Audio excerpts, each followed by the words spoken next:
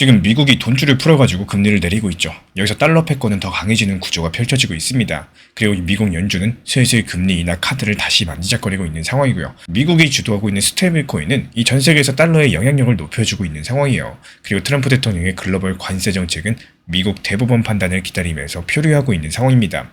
이 오늘 영상에서는 이렇게 겉으로 따로 노는 것 같은 뉴스들을 하나로 꿰뚫는 흐름을 알아보도록 하겠습니다. 왜 현재 돈을 풀면서도 달러 패권은 유지가 되는지, 이런 모순 같아 보이는 현실의 구조를 설명드려 보도록 할 거예요. 먼저 최근에 나온 세 가지 뉴스를 짚어보죠. 먼저 첫 번째 뉴스는 미국 연방대법원이 트럼프 대통령의 글로벌 관세에 대한 판결을 예정일에 내리지 않고 유보했습니다. 원래 1월 14일에 결정이 나올 거라고 했었는데 아무런 결론도 발표하지 않은 채로 그냥 보류해버렸어요. 이렇게 미국이 중국 등을 상대로 부과한 대규모 관세 조치가 지속될 수 있을지, 아니면은 법 위법으로 인해 가지고 철회가 될지 이 불투명한 상황이 이어지게 됐습니다. 이 관세 자체가 트럼프 대통령이 작년 당시 IEEPA라는 법을 근거로 도입을 했던 건데요. 대부분의 국가 수입품에 1과 10% 관세를 매기고 일부 비대칭 무역 국가에는 최고 50%까지도 관세를 올리는 최대 강수였습니다. 당연히 세계 각국의 반발을 샀었고요. 국제 무역 질서를 뒤흔든 조치였다 보니까 지금 미국 대법원에 계류된 쟁점은 이 대통령이 이렇게 광범위한 관세를 마음대로 매길 수 있는 권한이 있느냐, 이런 여부입니다. 만약에 법원이 없다라고 판결한다, 그럼 트럼프 관세는 무효화되고 국제 교역 환경들이 큰 변화를 맞이하게 될 거예요. 또 반대로 있다라고 하면요, 이 관세들이 그대로 유지되거나 심지어 트럼프 대통령이 추가적인 관세까지도 강화할 수가 있겠죠. 그리고 두 번째 뉴스, 이 미국 연준의 스티븐 미란 이사라는 사람이 올해 기준금리를 150bp, 그러니까 1.5%포인트 금리 인하해야 된다라고 주장을 했습니다. 이 연준 이사가 이렇게 구체적으로 몇 퍼센트 내려야 된다, 이렇게 밝히는 것 자체가 정말 이례적인 일인데요. 그만큼 현재 경제가 식고 있다 보니까 선제적으로 금리 낮춰가지고 경기 꺼지는 걸 막자라는 강력한 메시지겠습니다. 이 미란 이사는요, 원래 트럼프 대통령의 경제 책사 출신인데 이 작년 말 당시에 연준 이사회에 임명된 인물입니다. 이 작년 12월 FOMC 때도 0.25%포인트 금리 인하 결정에 대해서 혼자서 더 내려야 된다, 0.5%포인트 금리 인하까지도 주장을 했던 경험이 있는데요. 대표적인 비둘기파, 금융 완화적인 사람이다라고 보시면 되는 거고, 그 말인즉슨 현재 근원 인플레이션이 이제 2% 초반까지 내려올 거니까 올해 1.5% 정도의 금리를 깎아줄 여력이 있다라고 주장을 하는 겁니다. 조금 과격하게 들릴 수가 있겠지만 이런 주장 배경에는 고용 둔화 우려가 깔려 있어요. 이 사실 미국의 실업률이 최근에 4.4%까지 상승했습니다. 2022년 때만 해도 이 3% 초반이었던 실업률이 불과 1년 만에 4%를 넘어서다 보니까 이게 미국 연준 입장에서는 일자리가 식는 거를 좌시하기가 어렵겠죠. 게다가 물가도 잡혀가고 있어요. 미국 소비자 물가 상승률이 현재 2.7% 정도로서 연준 목표치 2%에 거의 근접하고 있습니다. 그래서 물가는 안정이 되는데 경기가 식어가는 전형적인 신호들이 나오고 있다 보니까 연준도 금리 인하 쪽으로 기울 수밖에 없다라는 논리를 가지고 있어요. 그리고 세 번째 뉴스, 이 같은 미란 연준 이사가 이런 말도 했습니다. 스테이블 코인의 확산은 달러의 지배력을 강화하게 될 것이다라고요. 이 연준 고위 인사 입에서 이런 말들이 나올 줄은 솔직히 많은 분들이 놀라셨을 겁니다. 그동안 당국자들은 스테이블 코인을 두고 이 새로운 위험이다라고, 규제가 시급하다라고 이 부정적인 뉘앙스를 많이 풍겼었는데 이제는 공개적으로 달러 패권에 도움이 된다, 이렇게 평가를 한 겁니다. 어떻게 이런 인식 변화가 생길 수가 있었을까요? 이 세 가지 뉴스를 종합하면 그림이 그려집니다. 이 미국은 곧 금리를 내릴 가능성이 큰 상황인데 그렇게 해도 달러 패권은 약해지지 않을 것이다, 바로 이런 모순적인 상황을 스스로 설계하고 있다는 건데요. 하나씩 풀어드려 볼까요? 우선 왜 금리를 내려야 되는가, 이거부터 짚어드리자면은 방금 말씀드렸던 것처럼 물가는 안정되고 실업률이 올라가고 있습니다. 이 작년과 비교했을 때 미국 고용 창출 속도가 뚝 떨어졌어요. 월 신규 고용이 과거에는 20만, 30만이던 것이 이 최근 몇 달간 5만, 만 단위로 확 줄었습니다. 미국 노동시장이 확 식고 있다는 얘기겠죠. 이 연준은 듀얼 만데이트, 물가 안정이랑 고용 최대화라는 이 두 가지 목표를 둘 다 챙겨야 되는데 물가는 지금 잡혔죠. 그러면 이제 남은 거는 고용을 잡아야 됩니다. 고용 악화를 막고자 한다면은 금리를 내려서 경기 둔화를 방어해야겠죠. 바로 그래서 연준 내부에서 미란 이사 같은 이런 인물들이 150bp 인하라는 극단적으로 완화적인 주문을 꺼낸 겁니다. 물론 제롬 파월 연준 의장은 아직까지 신중한 태도지만요. 이 시장은 연준이 중반 이후에 금리 인하로 돌아설 거란 이런 기대감을 이미 가격에 반영을 하고 있습니다. 미국 국채 10년물 금리가 한때 5%를 넘었다가 최근에 4% 초반까지 떨어졌죠. 시장이 연내 금리 인하를 점치는 신호라고 볼 수가 있겠습니다. 금리를 내리면 보통 달러 가치는 어떻게 되나요? 내려갈 겁니다. 미국 금리가 높을 때는 전 세계 돈이 미국으로 몰리겠지만 금리가 떨어지면 굳이 달러에 머물 이유가 줄어들다 보니까요. 과거 사례들을 봐도 연준이 금리 인하 사이클로 들어간다, 대체로 달러 인덱스가 약세를 보였습니다. 그런데 이번에는 미국이 금리를 내려도 달러 패권이 이전처럼 흔들리지 않을 수 있는 이런 독특한 상황이 만들어지고 있다는 거고, 바로 스테이블코인, 즉 디지털 달러의 역할 때문이에요. 연준 이사가 스테이블코인이 달러 지배력 강화에 좋다라고 한 말, 그 속에 핵심이 있습니다. 이 스테이블코인은 1달러에 연동된 토큰이죠. 쉽게 말씀드려서 인터넷과 블록체인상에서 굴러다니는 디지털 달러다라고 보시면 돼요. 이 전 세계 누구나 법정 통화 계좌 없이도 가령 스마트폰 지갑 어플 하나만 있으면은 이 디지털 달러를 주고 받을 수가 있습니다. 지금까지는 달러 패권이 미국의 경제력, 군사력, 금융 시스템, 이 신뢰를 바탕으로 유지가 됐었는데, 이제는 여기서 한 걸음 더 나아가가지고 기술 플랫폼으로서의 달러 네트워크가 형성이 되고 있다는 거예요. 한번 예를 들어볼까요? 이 개발도상국에서 미국 달러 현금을 구하는 건 어렵고 위험하죠. 하지만 USDT, 이 테더 같은 스테이블코인은 인터넷만 되면 구할 수가 있습니다. 실제로 터키, 아르헨티나, 나이지리아, 여기서 자국 통화가 불안한 나라들에서 이렇게 사람들이 달러 현찰 대신에 테더를 사고 판다, 이런 보고서가 있습니다. 이런 식으로 달러화의 세력권이 전통 금융권 바깥까지도 확장되고 있다는 겁니다. 이게 미국 입장에서 봤을 때 달러 스테이블 코인이 퍼진다, 일석이조의 효과가 있겠죠. 먼저 전 세계 결제랑 거래가 달러화로 표준화되니까 국제 경제에서 달러 의존도가 떨어질 일이 없습니다. 아무리 다른 나라들이 탈달러를 외쳐도 대중과 시장 참여자들이 달러 토큰을 편하게 쓰는 한 이 달러의 위상은 유지가 된다는 거. 그리고 스테이블 코인 발행사들이 미 국채를 대량 매입합니다. 1달러짜리 토큰을 발행하고자 한다면은 진짜 1달러어치의 안전자산을 금고에 넣어둬야 되거든요. 이 테더라거나 USDC 서클 발행사들은 준비금으로 미국 재무부 단기 국채 등을 많이 삽니다. 안정적으로 이자 수익이 나오니까요. 지금 전세계 스테이블코인 시가총액이 약 1,500억 달러, 하나로 190조 원 정도인데요. 그 중에 상당 부분이 미 국채로 운영되고 있습니다. 이거는 미국의 재무부가 190조 원어치 국채를 추가로 판 거랑 비슷한 효과예요. 근데 여기서 재밌는 점은 그렇게 형성된 준비금이 미국 내부 은행금으로도 일부 들어오고 있다는 겁니다. 예를 들어가지고 서클은 준비금 일부를 미국 상업은행 예치금으로 보관하고 이자를 받습니다. 이 결국에 달러 기반 스테이블코인이 커지면은 미 국채 수요가 늘어나고 미국 은행 체계로서 자금이 흘러들어가면서 전 세계 거래에서 달러 사용이 증가합니다. 전부 다 미국의 이로운 방향성이겠죠. 그렇다면 이쯤에서 구조가 보이기 시작을 할 거예요. 미국은 경기 둔화를 막고자 한다면 원래대로 통화 완화를 해야 되는데, 그 부작용으로 일정 기간 달러 가치가 약해질 수밖에 없습니다. 하지만 이번 사이클에서는 통화 완화의 부작용을 상쇄한다거나 심지어 뒤집을 카드로서 디지털 달러 전략을 쓰고 있다는 것. 이 금리 인하로 시중에 달러가 풀리면 그 중에 일부는 암호화폐 시장을 통해서 스테이블코인 형태로서 다시 글로벌하게 퍼져나가게 될 겁니다.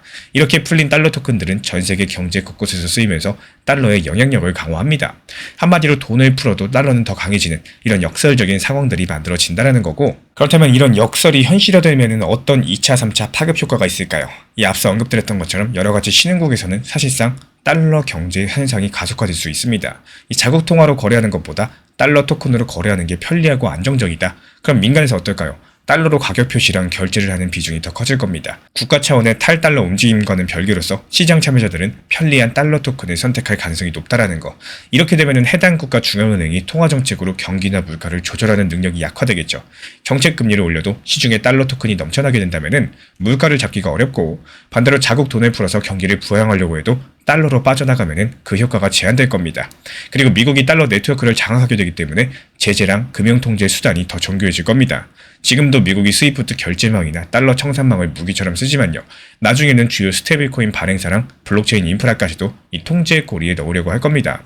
예를 들어가지고 특정 국가의 지갑 주소들을 스테이블코인 네트워크에서 동결한다거나 이런 식으로 말이겠죠.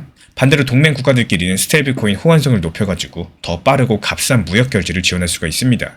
결국에 달러를 매개로 한 새로운 블록 경제권이 만들어질 수 있다는 이야기인 거고, 이렇게 여기에 대응해서 중국이나 러시아 그리고 브릭스 국가들은 이 블록에서는 자체 결제망과 CBDC 연합으로 대응하려고 할 수가 있습니다. 하지만 경쟁 자체가 쉽진 않겠죠. 왜냐면 이미 많은 국가들을 통하는 국제 신뢰도에서 달러를 따라가기가 어렵고요. 기술 표준이나 시장 채택 면에서도 달러 토큰이 이미 앞서 나가게 된다면 이런 것들을 따라잡기가 쉽지 않다는 거예요. 그래서 이번에 미국이 통화 완화랑 스테이블코인 전략을 함께 꺼내든 것 자체가 이 달러 패권을 오히려 더 벌어지지 않게 잡아줄 수 있는 강력한 조치다, 이렇게 볼 수가 있는 겁니다.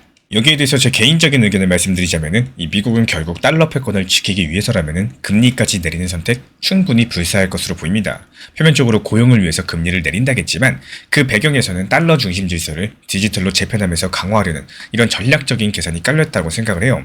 연준 인사의 이번 스테이블코인에 대한 긍정 발언들이 그 증거라고 봅니다. 쉽게 말씀드리면은 달러 패권만 공고히 유지가 된다면 돈을 푸는 것도 이게 미국 입장에선 이득이 되는 판을 짠 거죠.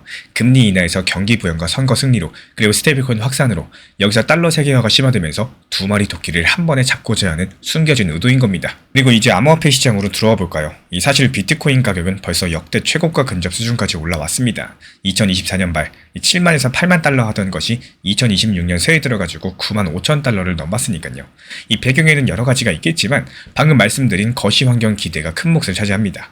연준이 돈을 풀겠네. 이러니까 큰손들이 미리 비트코인을 담아두려고 하는 거고, 앞서 ETF로 하루에 8,000개 넘는 비트코인이 유입됐다라고 했는데 올해 들어가지고 그런 대규모 순매수일이 몇 번 있었습니다. 여기에 따라가지고 비트코인 시가총액이 불어나니까 다른 알트들도 줄줄이 상승하는 이런 흐름들이겠죠. 이더리움도 5,000달러 선을 돌파했고 솔라나나 상위 NFT 코인 등도 강세가 두드러졌습니다. 이 투자 심리 지표 중에 하나인 크립토 공포 탐욕 지수도 한때 80대를 찍어가지고 극단적인 탐욕 영역에 진입을 했습니다.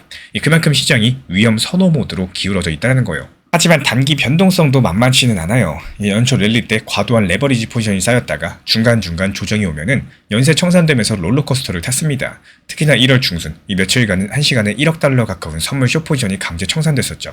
숏스퀴즈가 발생하기도 했었고요. 가격이 급등하니까 하락에 베팅했던 투자자들이 반대 매매로 털려나가고요. 그게 또 가격 상승 압력을 더하는 이런 상황들이 되는 거고, 오랜만에 강수장이다 보니까 고점에서 포모에 이끌려서 레버리지까지 써가면서 뛰어드는 분들도 계실 텐데요. 이런 시장일수록 오히려 조심하셔야 됩니다. 시장이 좋을 때 리스크 관리 태세를 유지하는 게 나중에 큰 손실을 피하는 길입니다. 구체인 데이터를 보면은 이번 상승장의 특징이 뚜렷합니다. 고래들이 안 판다는 거예요. 이 100비트코인 이상 들고 있는 지갑 숫자가 사상 최대치라고 말씀드렸죠. 특히 2025년 하반기 비트코인 장기 보유 지갑 비율이 꾸준하게 상승해왔었고, 채굴자들도 코인을 잘 안 팔고 보유하는 추세였습니다. 이게 바로 2021년 지난 불장 때랑 비교되는 지점인데요. 그때는 가격이 올라가니까 고래들이 팔아서 개인들이 받아주는 그림이었는데, 이번에는 고래나 기관들까지도 함께 장기 참여자로서 들어온 모양새입니다. 물론 이들이 영원히 안 파는 건 아니겠죠. 연준의 통화정책, 글로벌 유동성 흐름들 이런 것들 보면서 언젠가 이익 실현에 나설 거고, 그래서 우리가 지금 거시 환경을 더욱더 면밀하게 주시하셔야 됩니다. 이 고래들은 거시를 보고 움직이니까요. 이번 거시 변화의 핵심 축이라고 할 수 있는 스테이블코인 이야기도 크립토 시장에서 상당히 중요한데요. 앞서 말씀드린 미국이 스테이블코인은 달러 패권 도구로 본다면은 이제 규제를 통해서 스테이블코인을 더 안전하게 키우려고 할 겁니다. 실제로 2025년 미국 의회를 통과한 지니어스법이 올해부터 시행에 들어갔죠. 여기에 따르면은 스테이블코인 발행자는 은행을 포함한 규제된 기관이어야 되고, 엄격한 준비자산 요건이랑 실시간 1:1 상환 의무까지도 여러 가지를 지키게 되어 있습니다. 이 처음에 업계 반발이 있었지만요. 막상 법이 시행되니까 큰 혼란 없이 발행사들이 준수하는 모습이죠. 이런 법들 때문에 이 미국 내부 은행들도 스테이블코인 사업에 뛰어들 환경이 마련됐고요. 달러 토큰을 찍어내서 결제랑 송금에 활용하는 여러 가지 시험들을 하는 은행들이 나올 거예요. 이렇게 되면은 암호화폐 시장에서 활동하던 스테이블코인들이 더욱더 제도권 자금과 연결되게 될 겁니다. 이 기관 자금이 스테이블코인 형태로 크립토 시장에 들어오는 길목이 넓어지겠죠. 그렇다면 여기서 XRP 이야기를 안 할 수가 없습니다. 리플 보유자분들 그동안 마음고생도 길었는데요. 제가 앞서 스테이블코인과 디지털 달러 인프라 얘기를 길게 한 이유도 이 바로 XRP가 그 퍼즐의 한 조각으로 깊숙이 연결될 가능성이 크기 때문입니다. 리플은 오래전부터 국제송금망을 혁신하겠다 관련 비전을 내세웠었죠. 이 초반에는 XRP 하나로 모든 걸 해결하는 이런 서사가 많았었는데, 은행들이 XRP로 직접 결제하고 다들 스위프트를 버리고 리플넷을 쓸 거라는 이런 식의 과장된 전망들도 있었습니다. 하지만 현실은 냉정했어요. 이 주요 은행들은 리플의 솔루션을 채택하지 않았고요. 미국의 SEC 소송까지도 얹혀서 XRP는 수년 동안 힘을 쓰지 못했었죠. 하지만 상황이 바뀌었습니다. SEC 소송이 작년 당시 상당 부분 리플의 승리로 결론이 났고요. 그 사이에 크립토 시장의 판도가 많이 달라졌습니다. 리플은 전략 방향을 수정을 했어요. 이제 달러랑 손잡고 기존 금융과 어깨를 나란히 하는 인프라를 제공하려는 쪽으로 가고 있습니다. 그 첫 단추가 바로 자체 스테이블코인 RLUSD 발행이었고요. 이어가지고 유럽과 영국의 EMI 라이선스 취득이었습니다. 쉽게 말씀을 드리자면은 우리도 미국 달러 기반의 스테이블코인 만들어서 전 세계 규제된 시장에 공급할게. 완전히 합법적인 테두리 안에서 이렇게 선언을 한 셈이겠죠. 이게 바로 리플 홀더분들께 한편으로는 씁쓸할 수가 있습니다. XRP 대신에 달러 토큰을 전면에 내세운다? 이렇게 느끼실 수도 있는 거고, 하지만 이게 저는 현실적인 판단이었다라고 봅니다. 그 이유가 뭐냐? 리플이 바라던 국제 송금판 자체가 바뀌고 있기 때문이에요. 기축 통화들이 디지털화되는 이런 흐름 속에서 XRP 단독 플레이는 어렵겠죠. 차라리 각 국가의 CBDC나 스테이블 코인들이 상호 운용이 될 때 그 사이를 잇는 보이지 않는 허브가 되는 게 더 기회가 커요. XRP 리플 레저가 그 기술적인 준비를 해왔습니다. 이미 ISO 2002 표준 호환을 추진해왔었고, 인터레저 프로토콜로서 다른 블록체인이나 은행망과 연결되는 이런 기술도 있습니다. 리플 넷을 통해서 중개은행 없이도 실시간 결제를 구형하는 경험도 쌓았고요. 이런 모든 퍼즐을 합치면은 리플이 그리고 있는 미래는 바로 이런 겁니다. 각 국가의 CBDC, 은행 예금 토큰, 스테이블 코인이 난무하는 시대에서 리플 레저가 그 모두를 연결하는 중립 결제 인프라가 된다는 것. 이 직접적인 주인공이 되는 건 아닐지 몰라도요. 필수의 조연이 되는 전략이겠죠. 예를 들어서 향후 몇 년 내에 미국에서는 RLUSD 같은 규제된 달러 스테이블 코인이 본격적으로 쓰이고 일본, 유럽은 CBDC 발행하고 동남아 국가들은 자체 스테이블 코인을 키운다고 가정을 해볼게요. 그러면 글로벌 금융시장은 어떻게 돌아갈까요? 이 지금처럼 스위프트로만 돈을 주고받는 게 아니라 다양한 네트워크가 공존하는 혼잡한 판이 될 겁니다. 이 판에서는 네트워크끼리 서로 변환해주는 브릿지가 상당히 중요해지는데 일일이 현금을 인출해서 환전하고 다시 입금할 수가 없으니까 이 디지털 토큰들끼리 자동 환승되어야지 구조 자체가 원활하게 돌아갈 수가 있겠죠. 여기서 리플 레저는 그런 환승 센터 중에 하나가 될 겁니다. 이 원장 자체에 다중통화 지원 기능이 있고요. 그리고 덱스, 탈중앙권에서 기능이 내장되어 있어요. 이미 달러 토큰이랑 XRP 간의 거래상이 리플 레저상에서 돌아가고 있습니다. 이 가령 RLUSD랑 XRP를 교환하거나 RLUSD랑 다른 토큰들을 교환할 때 XRP를 거쳐가는 식의 유동성 허브 역할이 가능해집니다. 이거는 리플만의 아이디어가 아니라 이 사실 이더리움이든 스텔라 등 여러가지 플랫폼이 노리는 반대요. 하지만 리플은 특히나 규제 당국과 손잡고 이걸 하려는 게 차별점이에요. SEC 소송에서 부분 승소를 이끌어내고 나서 이 미국 은행 감독 당국이라거나 유럽 당국과도 긴밀하게 접촉하면서 사업 확장 허가를 받아냈고요. 쉽게 말씀드려서 공식적으로 인정받은 플랫폼으로 플레이어가 되겠다는 겁니다. 이렇게 되면 XRP 입지도 개선이 될 겁니다. XRP 자체가 법정통화 지위를 얻는 건 아니겠지만 이 법정통화랑 나란히 쓰이는 암호자산으로 위상이 격상될 수가 있다는 것. 지금까진 증권이다 아니다 이런 싸움에 에너지를 뺏겼었지만요. 이제는 이용 가능한 인프라로서 인정받으면서 실제 사용 사례를 쌓을 기회가 생겼습니다. 만약에 리플의 계획대로 달러 토큰이나 리플 레저에서 활발히 돌고 다른 네트워크 CBDC도 붙고 그걸 XRP가 중간중간 연결을 해준다. 그럼 XRP 수요랑 유동성은 자연스럽게 늘 수밖에 없을 겁니다. 다만 이 시나리오 자체가 하루아침에 이루어지진 않을 거예요. 기술적으로 구현하고 각국의 규제 승인을 받고 시장 참여자들 신뢰를 얻는 데 시간이 걸릴 겁니다. 이게 우리 투자자 입장에서는 오히려 차분하게 지켜볼 단계라는 거죠. 적어도 지금 중요한 건요. XRP가 더 이상 고립된 알트코인으로 남지 않을 포지셔닝을 취했다는 거고 달러 패권을 강화하는 디지털 통화 흐름 속에서 여기서 편승함으로써 생존과 성장에 대해서 동시에 모색하고 있다는 점을 기억해 주시기 바랍니다. 현재 미국은 경기 침체를 막기 위해서 금리 인하라는 카드를 만지작거리고 있어요. 보통 그렇게 돈을 풀면은 기축통화인 달러의 힘이 약해질 수가 있는데 미국은 오히려 디지털 달러 네트워크 확장으로 달러 패권을 더 강화하는 이런 전략을 병행하고 있습니다. 연준 고위 인사의 말처럼요. 스테이블코인 확산은 달러의 세계 지배력을 유지하는 데 새로운 무기가 되고 있고 그래서 돈을 풀어도 달러는 더 강해지는 이런 모순적인 상황들이 전개가 되고 있는 거죠. 암호화폐 시장은요. 이런 흐름들 속에서 새로운 상승 랠리의 단초를 맞이했습니다. 비트코인을 비롯한 주요 코인들은 거시 호재에 힘입어서 큰 폭으로 반등했고요. XRP 같은 프로젝트들은 달러 중심 세판에서 자신을 연결을 하면서 이 다음 단계로 나아갈 채비를 하고 있다는 거. 여기서 중요한 건요. 우리 구독자분들께서 이 큰 틀의 변화를 인지하고 대응할 줄 아는 겁니다. 단순하게 금리 내린다니까 위험자산 올라서 좋다 이런 게 아니라 왜 내리고 무엇을 노리고 있는지 이런 구조를 알고 계셔야 돼요. 오늘의 메시지는 분명합니다. 미국은 달러 패권을 지키기 위해서 결국에 돈줄을 풀 수밖에 없는 거고 실제로 이런 방향성으로 움직이기 시작했다라는 거. 생텍쥐 페리는 말을 했습니다. 가장 중요한 거는 눈에 보이지 않는다라고요. 금리 인하, 달러 패권 강화 이런 겉보기 모순 뒤에서는요. 디지털로 재편되는 거대한 금융의 판이 숨어 있습니다. 남들이 눈앞의 뉴스에 일희일비할 때 보이지 않는 구조적인 변화를 읽어낸 우리 구독자분들의 통찰력, 그 무엇보다 강력한 무기가 되어줄 겁니다. 이런 혼란들 속에서도 본질을 꿰뚫는 우리 구독자분들의 해안이 다가오는 새로운 부의 흐름을 가장 먼저 선점하는 등대가 되기를 진심으로 기원드리겠습니다. 이 시장을 탓하면서 버티는 것보다 지금 이 시장에서 내가 할 수 있는 행동을 찾는 게 훨씬 더 이득입니다. 시장이 안 좋다고 계속 불평하고 스트레스를 스스로 만들어낸다. 이건 투자에 도움이 되지가 않아요. 오히려 그 에너지를 지금 이런 환경에서 내가 무엇을 해낼 수 있을지 여기에 쓰는 게 훨씬 더 건강한 매매 방식인 거고 중장기적으로 봤을 때도 계절을 지키는 데 큰 힘이 되어줄 겁니다. 이 시장은 언제나 내 통제 밖에 있고요. 내가 바꿀 수 있는 거는 오직 내 대응뿐이라는 사실. 이런 것들을 인정하는 순간부터 투자는 조금씩 편해지기 시작을 할 거예요. 리플이 지금 답답하고 언제 오를까 생각 때문에 더 스트레스를 받는 이유 가만히 들여다보시면은 대부분은 코인 자체의 문제라기보다는 내 평균 단가가 비교적 높은 상태이기 때문에 현재 가격에 만족을 못하는 경우가 많습니다. 그래서 작은 하락에도 더 예민해지고요. 작은 반등에도 마음이 급해지면서 스스로를 더 지치게 만든다는 거예요. 이 리플을 바라보는 관점을 내 매수 단계의 기준으로만 보거나 리플 만원, 3만원, 5만원 가면 팔아야지 이런 관점에서만 보게 된다면 리플이라는 코인이 지금 너무 재미가 있을 수밖에 없습니다. 하지만 내가 매수한 평균 단가 너무 높은 목표 타점에 대한 욕심은 조금 내려놓으시고요. 현실적으로 봤을 때 지금 움직임이 나와준다면은 어디까지 상승할지, 이 반대로 하락으로 이어졌을 때 어디까지 내려오고 나서 반등이 나올지, 여기에 대해서 조금만 현실적으로 바라보신다면은 오히려 단기 고점과 저점을 활용해서 평단은 낮추고 비중과 수량을 늘려나가기에 나쁜 시장이 아니라는 거예요. 이 간혹 말씀드리는 내용이지만요. 내가 팔고 싶은 가격과 팔아야 될 가격의 차이 분명히 존재합니다. 이 비중이라는 단어가 존재하는 이유도 한 방에 몰빵 매매가 아니라 적당한 비중을 살려서 단기 고점과 저점을 살리면은 지금 시장에서도 잘 활용할 수 있는 이런 방법들이 많기 때문에 조금만 시장을 넓게 보신다면은 분명히 도움이 될 거라고 생각을 해요. 시장이 좋을 때만 잘하려는 태도가 아니라요. 시장이 안 좋을 때 내가 할 수 있는 대응과 시장이 좋아졌을 때 내가 해야 될 행동들 미리미리 구분해 두는 겁니다. 이 안 좋은 시장에서는 비중을 지키고 현금을 관리하고 성급한 결정을 줄이는 게 대응인 거고, 좋은 시장에서는 욕심을 줄이고 분할 익절로서 결과를 만드는 게 대응입니다. 이 결국에 투자는 환경을 바꾸는 싸움이 아니라 환경에 맞게 나를 조정하는 싸움이죠. 이 차이를 이해하시는 순간 같은 시장에서도 전혀 다른 결과가 만들어지게 될 겁니다.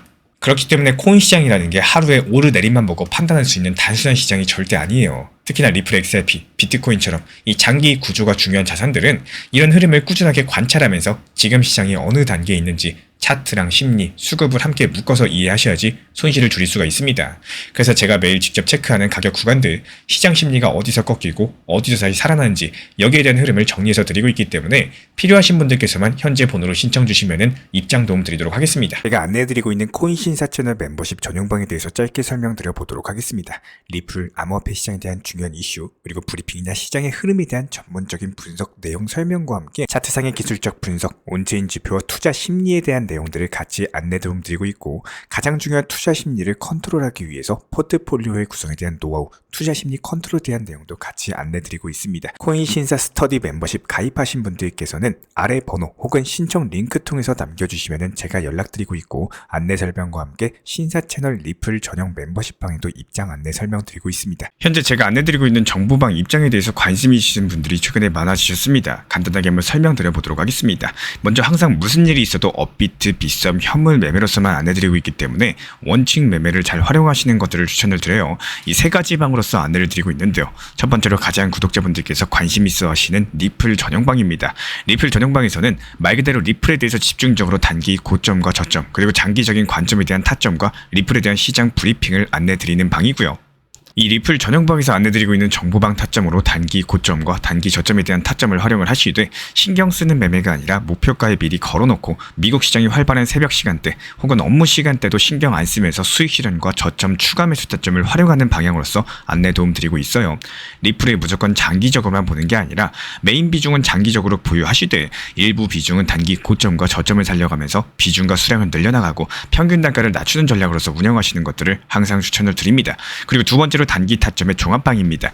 리플을 몰빵으로 장기적으로만 보유하다 보면 결국에 시장의 흐름을 놓치게 되기 때문에 적당한 알트코인들을 비중을 활용하시면서 적극적으로 투자 전략으로 살려나가는 게 정말 중요합니다. 예를 들어가지고 좋은 엔진의 리플 코인을 보유했으면은 그 엔진이 잘 활용될 수 있도록 좋은 기름과 엔진 오일의 역할이라고 생각을 하시면 되는 거예요. 안내드리고 있는 단기 타점의 목표 타점, 성향은 말 그대로 단기적으로만 접근하시는 걸 항상 추천을 드리고 있습니다. 간혹 지금 시장이 안 좋은 단기적인 알트코인이 가능하냐 이렇게 생각하시는 분들도 계신데요. 지금 시장에서 단기 타점이 불안하다라고 느끼시거나 알트코인을 공략하는 게 맞나 이렇게 생각하시는 가장 큰 이유 중에 하나는 시장의 테마에 맞는 코인이 아니라 이미 급등이 나왔거나 주목을 받고 있지 못한 코인들을 공략을 하거나, 혹은 목표 타점이 비정상적으로 높거나, 혹은 순간적으로 움직임이 나올 수 있는 단기 고점의 타점을 찾지 못해서라고 생각을 해요. 결국에 투자 시장은 순환적으로만 흘러가기에 적당한 알트코인들을 비중에 맞춰가지고 병행하면서 여기서 나온 수익들로 리플의 단기 저점 매수의 계획을 통해 가지고 하나의 톱니바퀴처럼 움직이도록 내 포트폴리오를 구성을 할 줄 아셔야 됩니다. 타점은 말 그대로 단기 타점답게 수익 실현하고 나면 사실 그 이후에 더 상승하던 떨어지던 크게 신경 쓸 필요가 없겠죠. 시간 또한 바빠가지고 걱정할 필요가 없는 게, 항상 말씀드린 이런 목표 타점에 미리 걸어두면은 신경을 쓸 필요가 없다는 점을 반드시 생각을 하셔야 됩니다. 그리고 세 번째로는 종합 브리핑방인데요. 중요할 수 있는 속보, 시장 브리핑에 대한 핵심 내용들을 전달 드리면서 시장이 어떻게 흘러가고 앞으로의 시장이 어떻게 움직일까, 이런 중요 핵심 내용 같은 것들을 전달드릴 뿐만 아니라 메이저 코인과 그리고 스윙과 중장기적인 타점에 대해서 안내드리면서 단기적 관점보다는 조금 보유 기간이 있다라고 하더라도 목표 타점 자체를 높게 보는 방향으로서 안내드리고 있는 방입니다. 대표적으로 최근에 도지코인에 대해서도 목표 타점을 높게 276원의 종합 브리핑방에서 타점 안내드리면서 여유롭게 약 5일 정도 보유하면서요. 도지코인이 상승이 연달아 나오고 있을 때 오히려 과감하게 370원의 목표 타점을 안내드렸습니다.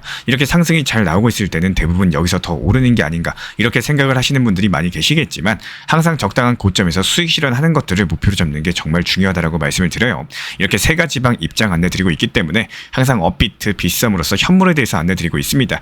비중 조절과 원칙 매매를 통해서 일하거나 바쁜 와중에 신경 쓰시는 매매보다는요, 여유롭게 매도 걸어놓고 편하게 신경 안 쓰시면서 제대로 운영하시기를 추천을 드리겠습니다.